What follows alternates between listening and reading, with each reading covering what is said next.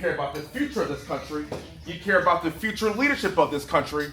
And I am honored that you are here today. Thank you so much. Thank you.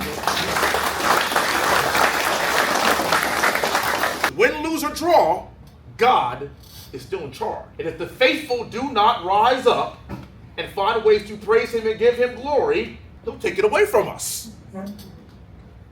But something tells me, particularly in the wake of Charlie Kirk being shot, that they simply awakened a sleeping giant. I wanted to come out, listen to the congressman, hear what he has to say, and I was very impressed. I wanted to meet the man.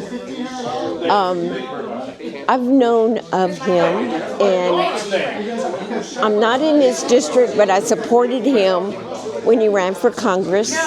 He has a lot of great ideas, and he also is looking at the future. Dear God, I want to pray for safe passage. I want to pray for every single person that may be in the path of this storm, that may not have the means or the ability to get out of the way. I pray that you spare them and keep them wrapped in your hands, in your hedge of protection. These are the blessings I ask in your holy name. Amen. Thank you very, very much. Really appreciate you.